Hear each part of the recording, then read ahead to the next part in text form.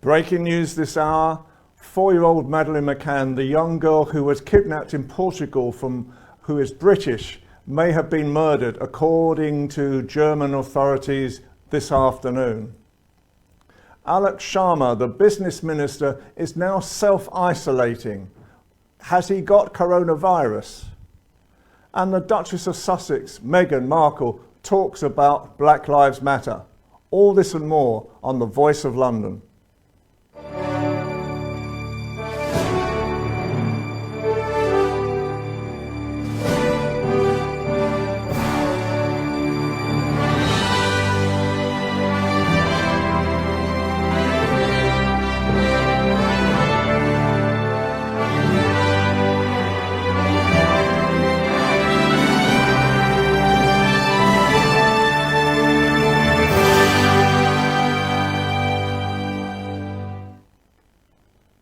In the past few minutes, German authorities have announced today that they feel that 4-year-old Madeleine McCann has been murdered.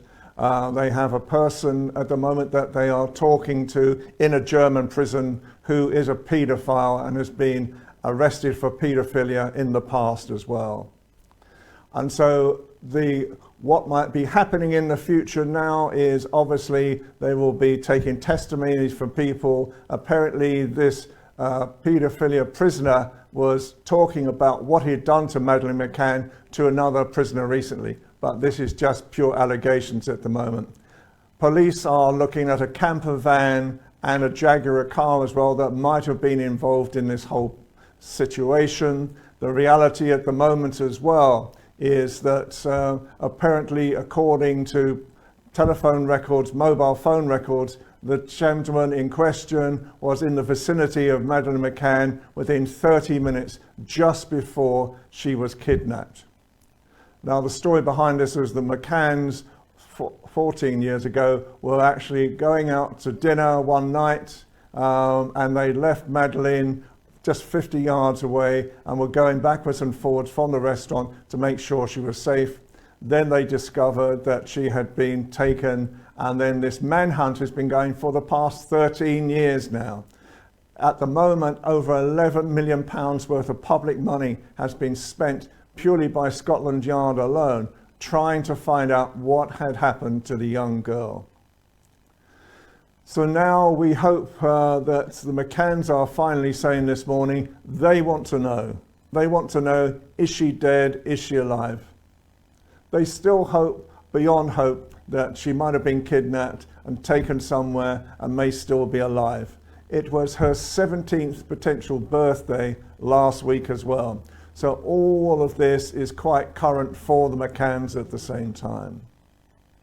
So we on ALB UK television hope that the reality is, with this type of situation, that they do find out what has happened, because it has been a sheer tragedy that the whole of Britain have followed for the past 13 to 14 years.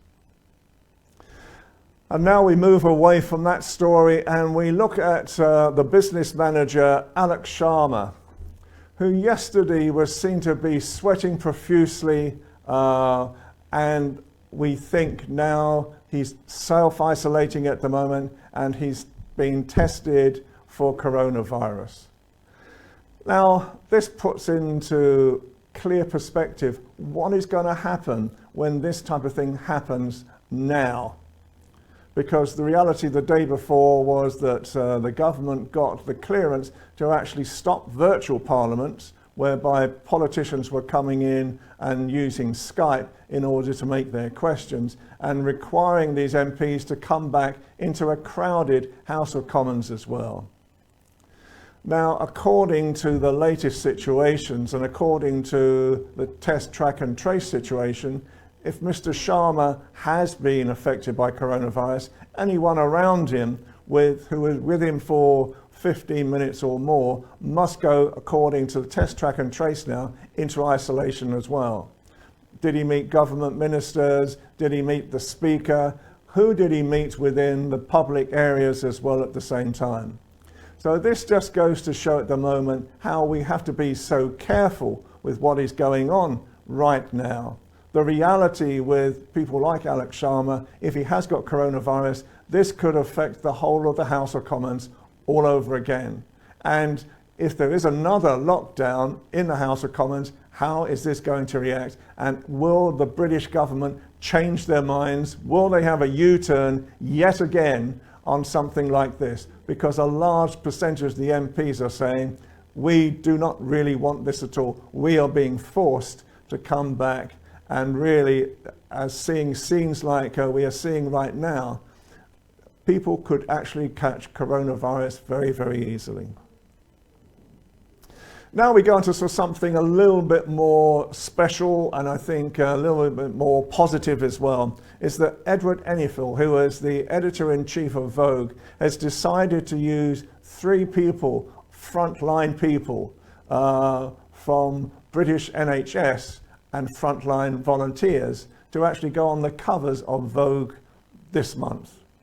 And this is really to highlight and emulate the reality is that how much work they've done, how they should be really honoured with as many different times and opportunities as possible for the work that they are doing. He is saying they represent millions of Britons who at the height of the epidemic put on uniforms and walked into trouble, walked in to help people. So Vogue are now sort of saying, we really should highlight this, we really should honour this, and so today you will see on the front covers of Vogue coming out today, the faces on the covers of 3 of these people, and I believe that more images of frontline workers are shown on the inside of Vogue as well, which we feel is a great opportunity to actually promote NHS at the same time and the other frontline workers. And again, it's another first by Edward Enninful, who is seen as one of the major black editors-in-chief in the world. And so we move away from Edward Enninful and the Vogue, and at the moment we are now starting to see how will coronavirus affect us after we come out of lockdown. And so one of the things that are being muted right now, and is going to start at the Henley Festival in July, is to have open-air cinemas, drive-in cinemas, very similar to the drive-in cinemas in America. Now, this is a great opportunity to still go and see pictures again, the latest films, and it's going to be done in safety at the same time. And so there are groups of people who create these open-air cinemas in other parts of the world, especially in America, and now they're advising how to create these open-air cinemas in Britain. So one of the effects of how to get over Brexit for the entertainment industry is to perhaps look at situations like this, to have open-air theatres and open-air cinemas at the same time. And finally, the Duchess of Sussex, one of the people who I really do love in life. I think she's a terrific member of the royal family. As you know, I'm a royal commentator as well. And she's been talking overnight about Black Lives Matter and how she feels and how she actually was affected by this type of thing in her own personal life as well. So now we will play the video of the Duchess of Sussex. I remember the curfew, and I remember rushing back home, and on that drive home seeing ash fall from the sky and smelling the smoke and seeing the smoke billow out of buildings and seeing people run out of buildings carrying bags and looting. And I remember seeing men in the back of a van just holding guns and rifles. And I remember pulling up to the house and seeing the tree that had always been there completely charred. And those memories don't go away. And I can't imagine that at 17 or 18 years old, which is how old you are now, that you would have to have a different version of that same type of experience. That's something that you should have an understanding of, but an understanding of as a history lesson, not as your reality. So I am sorry that in a way we have not gotten the world to the place that you deserve it to be. The other thing, though, that I do remember about that time was how people came together. And we are seeing that right now. We are seeing that from the sheriff in Michigan or the police chief in Virginia. We are seeing people stand in solidarity. We are seeing communities come together and to uplift. And you are going to be part of this movement. I know that this is not the graduation that you envisioned. And this is not the celebration that you imagined. But I also know that there's a way for us to reframe this for you and to not see this as the end of something, but instead to see this as the beginning of you harnessing all of the work, all the values, all the skills that you have embodied over the last 4 years, and now you channel that. Now all of that work gets activated. Now you get to be part of rebuilding. And I know sometimes people say, how many times do we need to rebuild? Well, you know what? We are going to rebuild and rebuild and rebuild until it is rebuilt. Because when the foundation is broken, so are we. You are going to lead with love. You are going to lead with compassion. You are going to use your voice. You are going to use your voice in a stronger way than you've ever been able to. Because most of you are 18 or you're going to turn 18, so you're going to vote. You are going to have empathy for those who don't see the world through the same lens that you do, because with as diverse and vibrant and open-minded as I know the teachings at Immaculate Heart are, I know you know that Black Lives Matter. The only wrong thing to say is to say nothing. Because George Floyd's life mattered, and Breonna Taylor's life mattered, and Philando Castile's life mattered, and Tamir Rice's life mattered. And so did so many other people whose names we know and whose names we do not know. Stephon Clark, his life mattered. Such wise words from the Duchess of Sussex, Meghan. She's a tremendous ambassador for black people in Britain, I think, and to help fight against racial discrimination in this country as well as in America at the same time. She should be lauded and applauded, and I think she is probably one of the best members of the royal family right now. I still see her as the future people's princess. Now we're going to take a short break, and after the short break, we're going to come back and we're going to talk to an expert about mental health and how it is happening during the coronavirus at the moment and what will happen post-coronavirus as well. So stay with us and we will see you again shortly.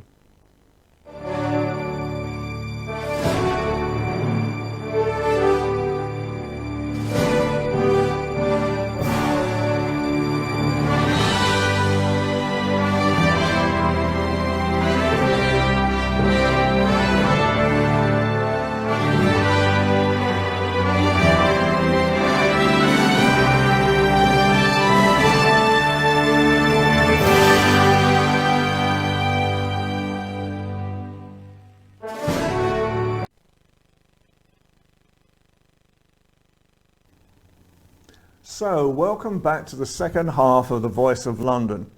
Today we're going to talk about mental health, especially in London. And I have with me Byron Kanezi from UDAV. Welcome, Byron. Thank you. Welcome. Thank you. So tell me, why did you start getting involved in mental health in the first place? So my personal experience was that I've had 3 lots of brain surgery myself. I've had multiple head injuries, and over the years I've experienced quite severe chemically induced mental health conditions. Also, I've taken quite a lot of drugs, medically prescribed drugs, to help in the process of living with that. So how have you personally felt during lockdown? Did you lock down yourself? How have you personally felt during this period of coronavirus? It's been very difficult. Lockdown creates quite a lot of isolation, social isolation, which can have many effects on someone. For me personally, it's created a lot of time to think, and with that creates time to ruminate on perhaps some of the traumatic experiences you've had during your life. So do you get flashbacks? Are these the types of things that happen? Flashbacks are something that I personally have experienced during this lockdown time. The added to that is that it's also been, I'm still take drugs, medically prescribed drugs that help with my conditions, and it's been at times difficult to get hold of those medicines because everything's been so disrupted. And you started UDAF, so tell me all about UDAF, because this is really one of the biggest and one of the best organisations at the moment helping mental health issues. Tell me all about UDAF. Thank you. So UDAF has been created to tackle that exact issue of social isolation, people that are feeling isolated and pushed out in society as a result of their medical condition. And what we do is we look to find people that are struggling with life in general as a result of their medical condition, bring them together in a safe place, a safe space, where we can help them to flourish and progress with their ambitions and their aspirations. And the reality as well is that you've got a lot of backing, financial and from professional people as well. So tell me a little bit about that. We've had quite a lot of support come our way, not so much financial, but we have had one individual who's financially supported us and became a director of our organisation, allowing the whole project to happen. He's very kindly given us a premises and various other sort of things, but we've gained a lot of support from medical professionals and politicians who see the potential for what we're doing. We essentially are trying to help people before problems arise. There's recent statistics and facts and figures that have come out showing that most people with brain injury will end up in some kind of trouble with the law, within society, and we are trying to address that before it happens, because as we know, once people are in the sort of going to jail process, it's very difficult to then make changes to that. Yeah. So really, I've got several bullet points here of mental health. So one of the first ones that came up with the NHS as well, talking about it, is the feeling of feeling anxious or worried. Is that really one of the top things that you are concerned about, with the people who you help? Yeah, I think feelings of anxiety, from my personal experience, is slightly more complex than pigeonholing anxiety or depression. I think they are sort of linked in many ways, and so anxiety has been a big problem amongst our members since we've been closed. There's not many places for them to go, obviously for everyone, but for places where they can be a part of something in a safe environment. So that's been taken away. So a lot of them are isolated. Very sadly, had a friend recently, and she committed suicide during the lockdown, which has been a real difficult thing to process. But this is a time where a lot of people are, those traumas and the issues that they've caused are rising to the surface. And so do you think the effect of isolation as well is one of the biggest necessities for groups like yourself, is to feel belonging together, is to group together so that you can sort of talk to each other because you understand much better about how you're feeling than perhaps people who don't have, sort of mental health issues. Exactly. I think that's exactly it. There's a lot of apathy in the world at the moment. A lot of them and us, and I think people coming together to share their experiences, albeit they may be negative experiences. There's a lot of good that comes of that, and I don't think we can put a price on that, because it prevents a lot of the bad things that we are seeing happen today, with uprisings of people that are not very happy. If we can do more things like this, we can prevent those uprisings even needing to happen. So is that one of the main blocks, one of the main foundations for you, Dav? Is it to sort of bring people together, support them in a very positive way, and give them hope as well? It's a lot to do with that. Another kind of angle, which is kind of the same thing as well, is to check in on each other. I mean, we should all be looking out for each other and caring for each other. Sometimes when things go wrong, they're not overtly obvious.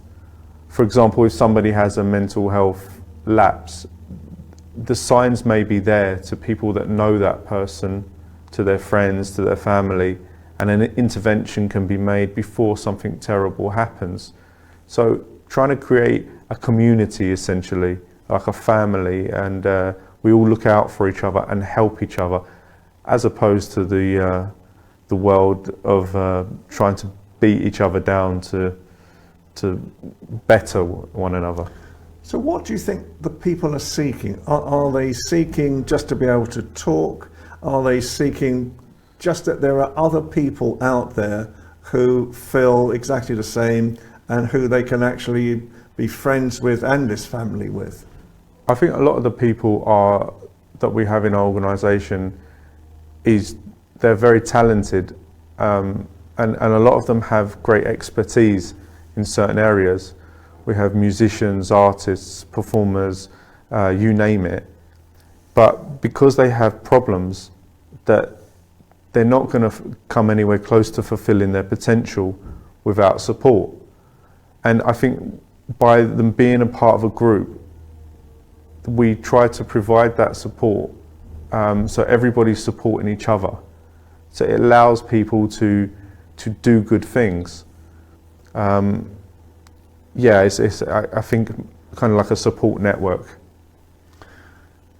And with all this support as well, I mean, you're trying to create really a British platform, aren't you? So I think London is the start of it, and you're trying to reach out to other groups at the same time. But I look at things like the NHS website, and they have things like hand washing and anxiety. Now I'm not quite sure how these two relate with one another, but has coronavirus, more than anything, has that added an extra peril to people who have got mental health issues? Are they just as worried about catching that as they are about the self-isolation? I think sometimes I think this whole thing has affected everybody differently, and what I've noticed is that for somebody with mental health issues, this whole situation is going to just really pour fuel on their fire in certain ways. So for some people, people are going absolutely bonkers about washing hands. Other people are talking to me on a daily basis about the conspiracies and how the Illuminati are trying to get us all. And for every person it's different. But I think in extreme circumstances, all these things, they tend to pull out different things. I personally have noticed quite a lot of confrontations out in public. People's social behaviour has changed. People are having aggressive outbursts. And And do you think that's partly mental health? Because I mean, I like you know, the other day I was queuing up to get some money out of a hole in the wall, and a fight broke out behind me. You know, I mean, there seems to be a lot of aggression going on right now. But so how can people help people like yourself? How can they actually help you, Dav, at the same time? Well, how they can help you, Dav, is any help is appreciated. We're looking currently for partners and investors. We would like investors because we would like to create an online shop, and what we've done is we've created a thing called mood memos, and what they are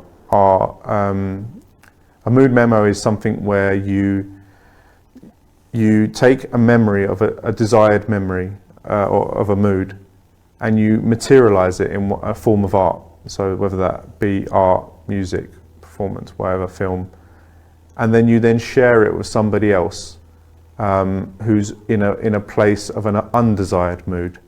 Therefore, for example, somebody is depressed and somebody else is not struggling with depression, so they may do a painting of a happy emotion, and share it. So we want to expand that so that we can have people sharing and helping each other, even with the isolation and the social distancing, this can take place. But we're going to need a team to do that, and we're trying to create a community and a team to make that happen. I think the underlying thing of the mental health, I think there's a lot of mental health issues at the moment that are created by this whole self-isolation, but it essentially comes down to us caring for each other, helping each other, being compassionate, and not turning on each other. And I think there's a lot of people turning on each other and blaming each other that's happening at the moment. Do you think that mental health issues, people who suffer from that, it's almost like an invisible illness in one way, because outwardly, you know, I was going to use the word normal, and that's not fair to sort of say, but you don't sort of show the characteristics unless something is happening where you are having a reaction against it. So, you know, how would you describe mental illness in the first place? Well, it's interesting you say about normal. I'm glad you said it. You know, what is normal? But you say about invisible. It is invisible to maybe the untrained eye, but there are certain signs we can look out for. Saying that, that my recent experience with a beautiful friend that we've lost, we were laughing and joking with them days before they took their life, and so it's very difficult to spot those signs. That's why we've created what we've created, to create a community or an environment in which we can look out for these signs.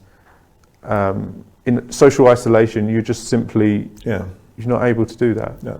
So is it important during that time, I mean, so for you personally, have you created a daily routine, for example, now, so that it's different from the past? And do you interact, you know, via Skype and Zoom? Do you interact with other people that way? I think the Skype and Zoom have been very helpful because I have a number of people that check in on me, and it also helps to check in on other people. You know, for when we're giving, that's a good thing. So I think everybody should be putting time aside to contact other people that they care about and check in on them and find out how they're doing. And likewise, they should expect to be checked in on. I think that's crucial for us to put time aside every day for that. And is it important as well to keep active? Physical activity is really linked to mental health, and we must keep physically active. Things that can happen from lack of physical activity can be quite subtle, but chemical changes, the brain and the body are linked. So the chemicals in your brain will tip the balances depending on the physical activity you're doing. Basically, do some exercise because it's good for you. And I've heard as well that things like fresh air and even the nature is very good just to get out into an environment again. Was that important? Did you use during lockdown? Did you use your hour to go out? Or did you feel that you couldn't do that? There's a bit of a problem with that, and that would be getting to the nature. So that was a bit of a struggle. But things like parks, we're very lucky in London to have quite a lot of parks. In other cities around the world, there are none. So yeah, I think getting out, fresh air, I think a lot of it could be psychological, maybe placebo or something like that. But if it works and it's good for you, who cares? And it's I think as well is how to find time each day as part and parcel of a routine, even to learn how to relax. Do you have methods of relaxing, self-relaxing, yoga or meditation or something like that?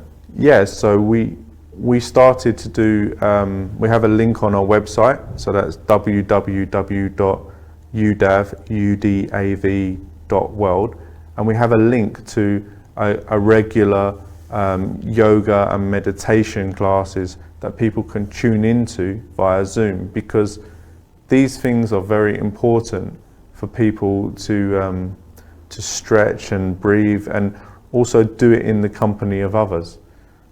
Obviously that's been very difficult with the isolation, but things like online video conferencing have been a real game changer. Right. So finally now, where would you like to see UDAV? What's the ambition? So if we can encourage more people to get on board, we would really, really like to create a mood memo factory, if you will, where we're just producing these works of art that help people with their mental well-being. We would also like to have some investors on board, people that can run an online shop or store that we can distribute and sell these mood memos, and then they can make their money back from profits or anything like that. We're a not-for-profit organisation. We'd also like partners, anybody out there who's making music or art or film, to get involved and to help us to create more and distribute. And then we'd also like to hear from anyone who has venues with food and drinks licenses. So when all this isolation finally ends, we can do more events, bringing people together to socialise in a way that's safe and just keeps people busy in a positive way, keeps them out of trouble, where we can check in on each other and just make good things continue to happen. Well, that's a very powerful message. So thank you for coming in this afternoon. We will have more interviews with you over the coming weeks now to talk about, because I think it's very important that London and really Britain understands all these types of issues as well. So thank you for your time this afternoon. Thank you. So from me, Ian Pelham Turner, on ALB UK Television and positivebritain.co.uk, from the Voice of London, I hope you've enjoyed the show again today. We've tried to give you some news, and we've tried to give you a great insight, I think, a very powerful message from Byron this afternoon and UDAV on the effects of mental health during this corona crisis. So for me and from Byron, thank you so much for watching this afternoon, and we will see you again soon. Bye for now.